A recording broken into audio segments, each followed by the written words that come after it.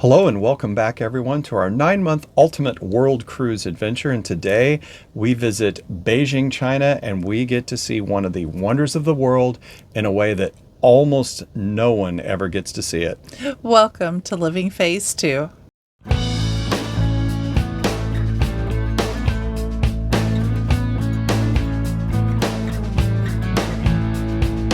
Hi, I'm Mike. And I'm Nancy, and we're empty nesters striving to live life to the fullest. And we're living that full life aboard Royal Caribbean's 9-month Ultimate World Cruise on Serenade of the Seas. We are, well, friends, today we are in Beijing, China. And as you recall, Royal has given the full world cruisers 7 World Wonder excursions, and today was one. We are on our way to the Great Wall. And this is a marathon tour of about 16, 17 hours that we're going on, but it's going to be quite the day. Well, the reason this tour, one of the big reasons this tour is so long, we're actually not in Beijing. We're in a port city of Tianjin.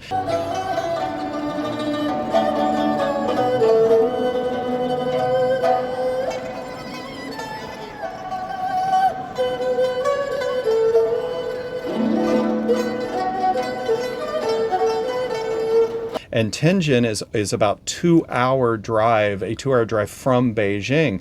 So if you're coming to a cruise ship and your cruise ship itinerary says, oh, you're stopping in Beijing, you're not really stopping in Beijing. That's right. It's kind of like when people say, oh, your cruise ship's going to go to Orlando, Florida. Well, it's not really going to Orlando. It's going to Port Canaveral, which is over an hour drive away from, the Disney parks and all that. It's kind of the same thing here. So the first thing we have to do is we have to get on a bus, and we have to take that bus from this very remote, and it is really remote. It really is. Yeah, the Chinese government's building up the whole Tianjin area as becoming a major port and residential. Extravagant, though. Yeah, the It port's really beautiful, is. but it's kind of out in the middle of nowhere. So we get on our bus and we have to get on that ride. Well, it's a bit of a long ride, so halfway through the ride into Beijing, they made a bathroom stop, and then we knew that was coming. But I also knew.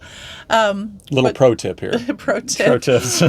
Toilets in China are they're not as nice as toilets in Japan or Western toilets. Yeah. Okay, all right. So first they warned us, bring toilet paper. So toilet paper is usually not included in Chinese bathrooms. So have that handy and be ready to go.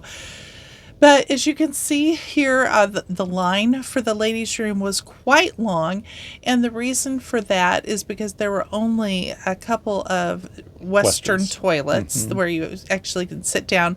The rest are basically holes in the floor. There's a porcelain trough that they squat over, and that can be very hard to do. It can be challenging. Let's put it that way. I mean, I guess we should say a very large portion of the world uses toilet facilities like this. We're not saying there's anything wrong with it. It's just that it's what their culture does, and we're not as used to it. So if you haven't grown up using that type of facility, it can be very difficult. Yeah, it'd be hard on my knees. Yeah. So let's just put it this way. I only had a half a cup of coffee in the morning because I knew I wanted to wait until we got to a nicer restaurant. Yeah, I know that's not healthy, but you do what you got to do, right? So just a little warning: if you're traveling, not just in Beijing or in China, but in many different countries, be prepared for differences. Be prepared to accept those differences and work with those differences. Right? It's all part of the travel. Part of the adventure. Well, we got back in the bus and we headed on into town, but because it was such a long drive, and from the time that our cruise ship arrived, the very first thing they did is they brought us to lunch, and it was a very nice lunch. They did. It was served it was very traditional Chinese lunch that you can see here. We had sweet and sour items. We had duck, rice, and just very traditional quite a few different items, and we sat around a table and enjoyed that. After the lunch was done, and I forget what was the name of the hotel. It was at a hotel. I'm going to butcher this.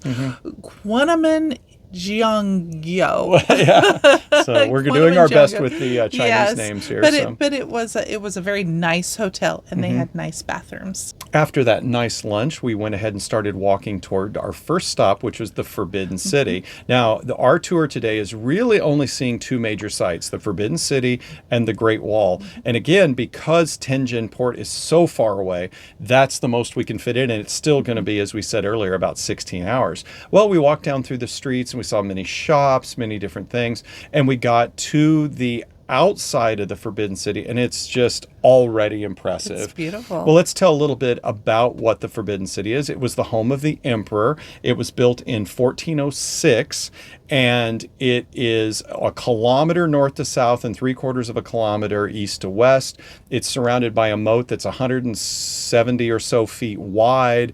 It's just everything about it's impressive. And we walked around to the main gate, and that's where we were going to enter the Forbidden City. Now, one thing you're going to see in many of the shots that we will show you here, and you'll see some as we're walking up here, Chinese people are dressing, and they're going and actually renting costumes that they can wear and walk around the Forbidden City and take pictures. It was really neat. Tourist visitors visiting the Forbidden City, right? Yes. And dressing up in traditional Chinese clothing. And it was actually very nice. Oh to yeah, see. And they would wave, and in fact, they'd take pictures with you if you wanted. I mean, they were having a good time with it too. It was really nice. But yeah, we went into the main area, and that's when we probably hit really the only snag we hit at all on this tour. And it was really minor. quite well run. The two snags at this point. Well, at the same place. Yes.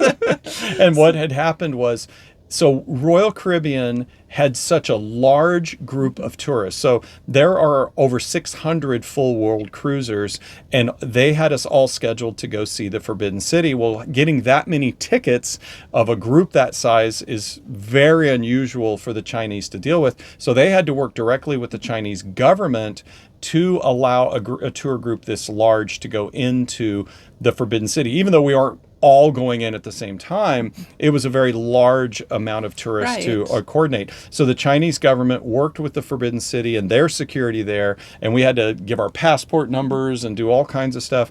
And they arranged all that. Well, our bus happened to be the very first bus to arrive at the Forbidden City, and all the tickets weren't quite arranged yet, and they weren't authorized in their security system. And so we had to wait about 10 or 15 minutes while that all got worked out. Again, not a real big deal. And then they got that sorted out, and then we were able to go in. Well, the second snafu. Well, as we're walking in, I have a selfie stick that I use for videoing our YouTube channel, right? That's the main thing I use it for.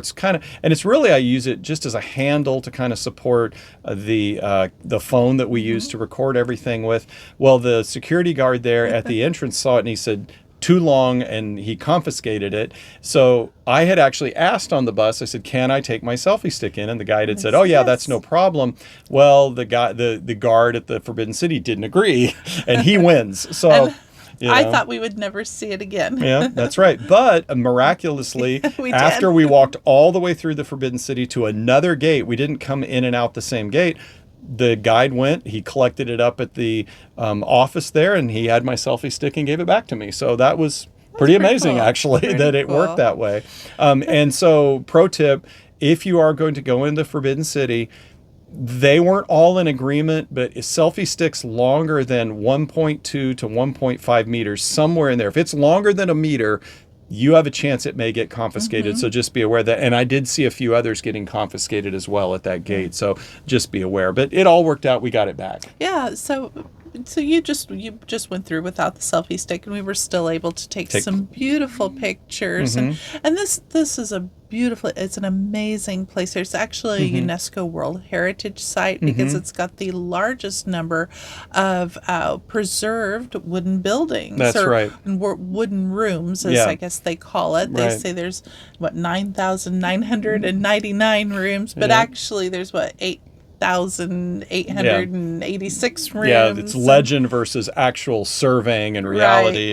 It's around 886 rooms or something. 8,886 rooms. It's impressive. And you, again, little warning here, you will do a immense amount of walking. Yes. Now, as we said, it's only as the crow flies from one end to the other, it's a kilometer. But as you wind your way through all the different areas and up and down the stairs and through the different segments, and because it just goes and goes and goes, you'll walk about 4 miles just to get a brief overview of the Forbidden City. It is massive. The scale of it is really hard to describe, and the pictures, you've heard us say this at places like Iguazu Falls, and the pictures just don't do it justice. This is truly a place you have to experience in person. Right. It really is. It's a do not miss this place here. Right. The sculptures are so beautiful throughout, and we saw so many just chambers, and going back to the sculptures, there's a sculpture, this dragon that went up an entire staircase. I think it's listed as the largest continuous solid sculpture in China.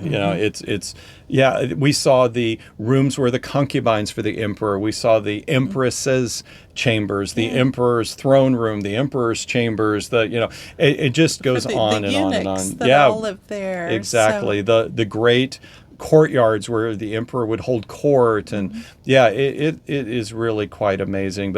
And then toward the end was one of my favorite areas, is the garden area. So you see these rock structures and trees. It wasn't what I thought. When I knew we were getting to the gardens, and I'm expecting very pretty Japanese style gardens, and no, it's rock gardens, but it's still beautiful in its own right. Yep, and there was a shrine or temple in there, and we got some pictures of that. But about 4 miles of walking through the Forbidden City, and just with your jaw hanging open the whole time. As every time you turn around, it's just amazing. And the Chinese government is actually going through and remodeling and revamping. So, when the Olympics were there, they did some remodeling, and they've decided to continue doing that. So you can see some of the buildings have bright gold leafing and more vibrant colors, and others are more faded. But they're still preserving all of its heritage. Right. They're just they're just restoring it as they go. Yeah, absolutely. So we finished our tour through the Forbidden City, and so how that works is you go in one gate,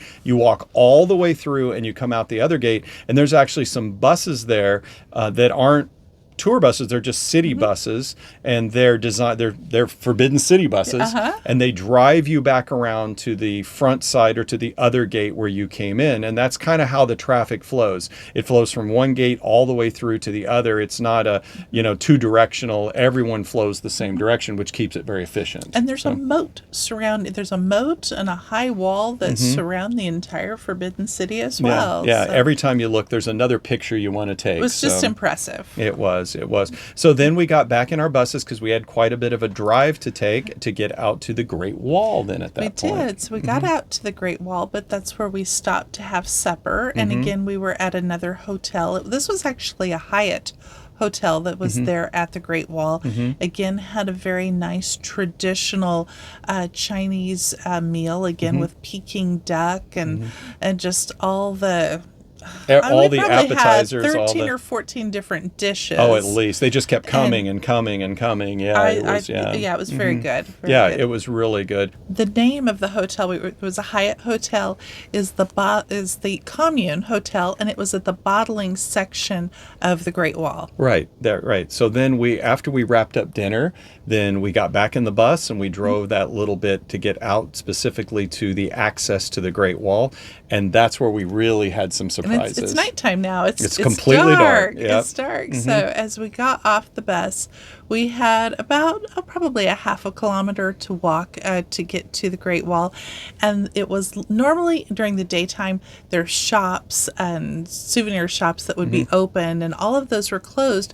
But the street was lined with dancers and performers, like and dragon dancers and laser light shows. And it was just spectacular as we walked to the Great Wall. Yes, it was something that just to see it that way, and you never get an entrance and a reception like that.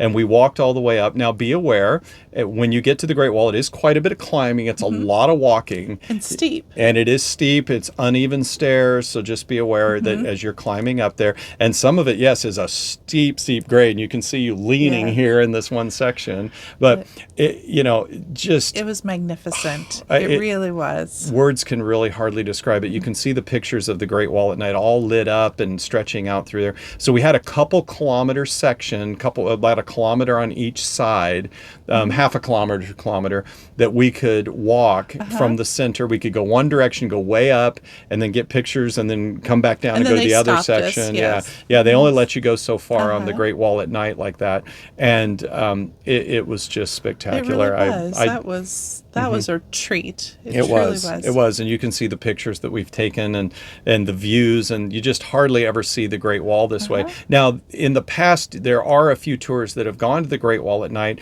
but since COVID, and they've hardly had any at all. And in fact, our guide has been a guide for China for over 20 years, and he said he was so excited because he's never been to the Great Wall at night, and he has a 12-year-old son, and he's out there taking pictures, sending his son. Photos to his son. His son is like, I wish I was there, Dad. Yeah. And we felt so blessed, so fortunate to be able to see this world wonder and to see it in this way. So thank you, Royal Caribbean, for arranging that. That was a real treat to be able to see it at night like that.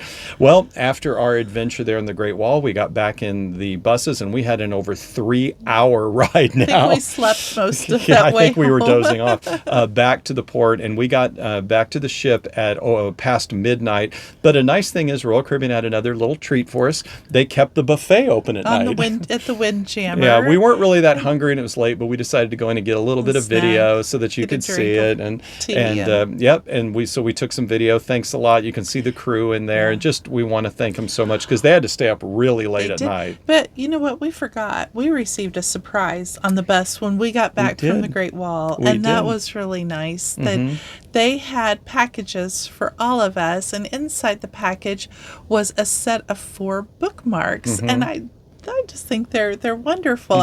I think I'll actually turn them into Christmas ornaments, but they are bookmarks. Yeah, and they that was just a nice surprise. It was. They depict different scenes from China. So there's things from the Forbidden City, the Temple of Heaven, and the Great Wall, and they all have a different scene on them. So yeah, that was really nice. You're right. Yeah. So this entire excursion, what was a gift from Royal for us being on the full world cruise, and I just think they did a phenomenal job with all of the planning, and all that we got to see and do was top notch. I can't say enough good things about it, truly. It was. Well, we actually did then overnight in Beijing. We slept in a little bit after not getting to bed till after 1 a.m. in the morning. But then the next day we just got up. Royal had a shuttle from the port into Tianjin, the town itself. But even that was like 40 minutes to get from the ship into town. Right. And really all we did is it took us to a little shopping area. Right. We had it at 2:30 all aboard, so we had to be back relatively quickly, but we thought, well, let's get out and see just a little bit. And so we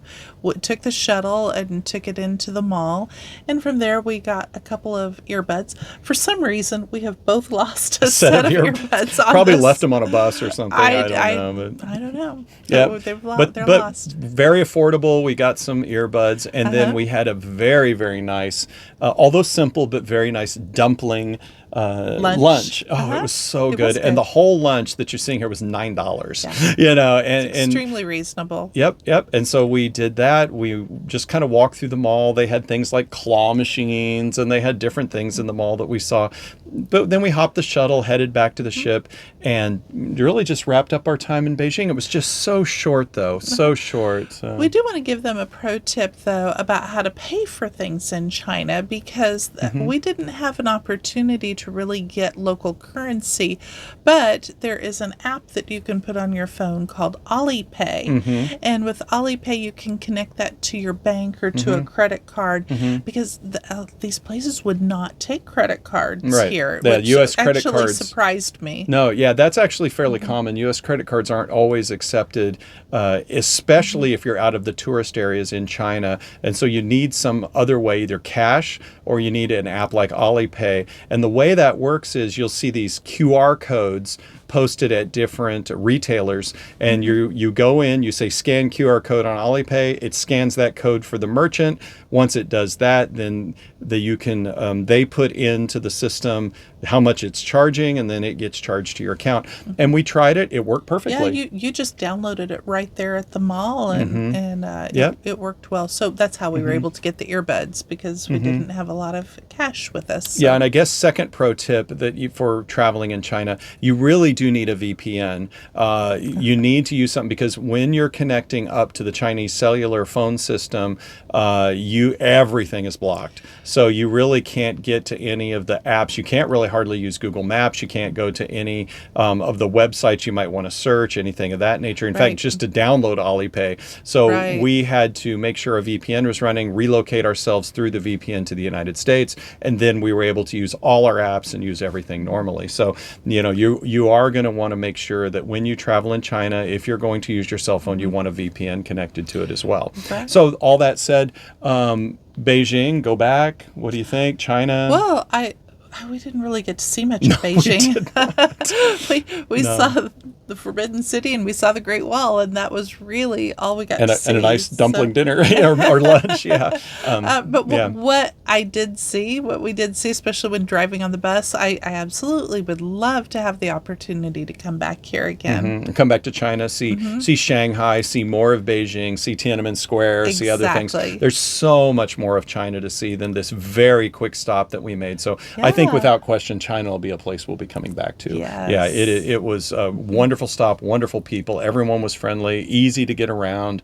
It was great. So I can't wait to come back again. Well, as we're leaving Beijing then, and we hope, as we just said, to come back again very soon, Royal brought on a set of Chinese acrobats, and that was a great show. It was a nice headline show. Actually, they were phenomenal. They were some of the best that was one of the best shows we've had on here. It was so professional and well done. Yeah, they were absolutely excellent. And the following day's a sea day, and we had a little bit of fun there. We did. They had what's called a Royal Escape. It's kind of a mystery puzzle where you get in teams of 6, and you have puzzles to solve. That's kind of a mystery that leads almost you to kind of an answer. escape room kind of thing. That kind of puzzle. Best way to describe it. Yeah. Yep. We came in third. Oh. But we did good. We solved the puzzle and solved the mystery. Yeah. That was a lot of fun. And then played a little bit at the casino. Played a little casino. You won. That's right. You spun the wheels and tested the fates, I think, as Tony at Lolita Loco says.